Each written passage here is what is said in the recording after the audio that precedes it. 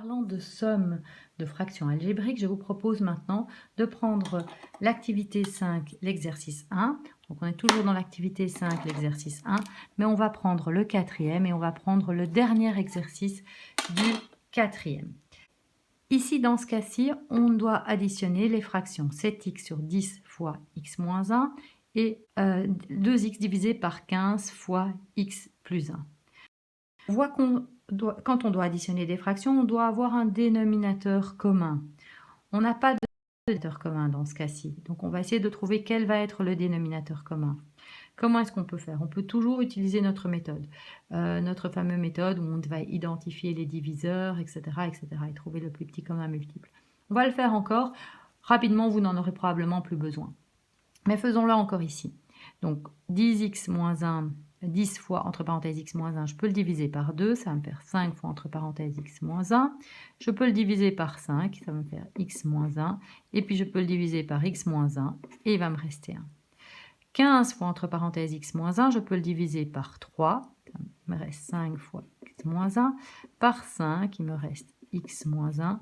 Et puis, par x moins 1, et il va me rester 1. Quels sont mes diviseurs communs?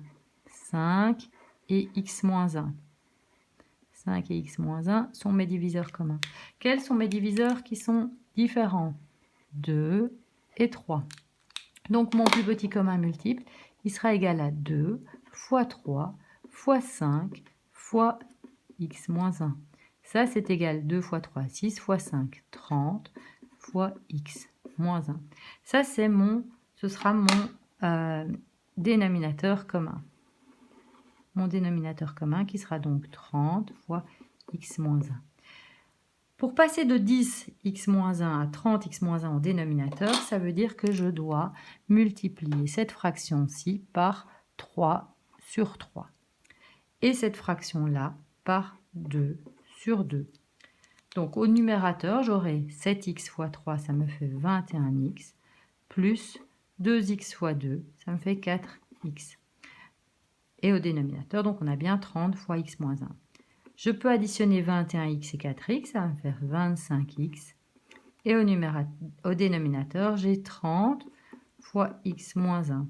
Ah, mais là, je vais pouvoir encore simplifier, puisqu'on sait que 25, c'est égal à 5 fois 5 fois x, et 30, c'est égal à 5 fois 6 fois x moins 1. Et donc, je peux simplifier les 5 et je me retrouve avec la fraction simplifiée qui est 5x sur x fois x moins 1. Voilà. Je vous propose de prendre encore un exemple qui a encore une autre difficulté, et puis tous les autres, vous pourrez les faire vous-même. Dans ces exercices, je vous demande de faire le premier et le dernier de chacun des numéros.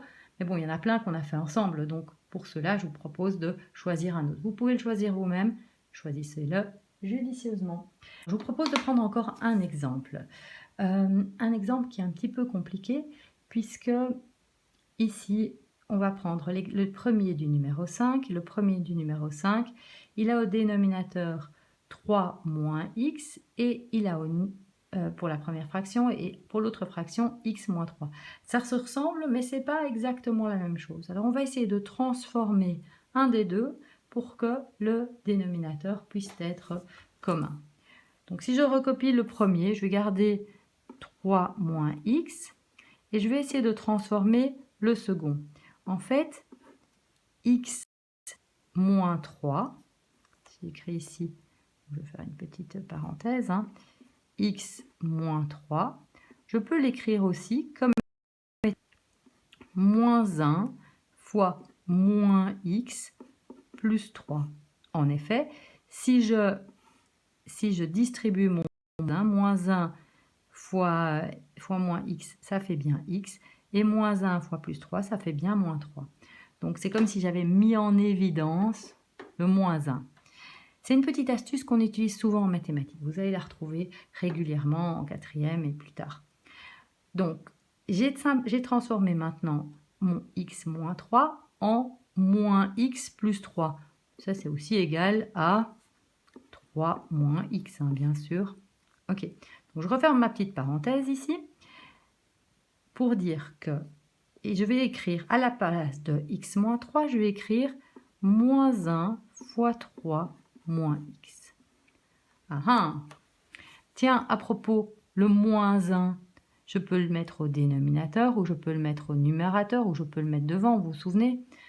Donc, ça veut dire que, ici, je reprends ma fraction, j'ai donc 2 sur 3 moins x plus 3 sur x moins 3 qui est égal à 2 sur 3 moins x. Je recopie juste, hein.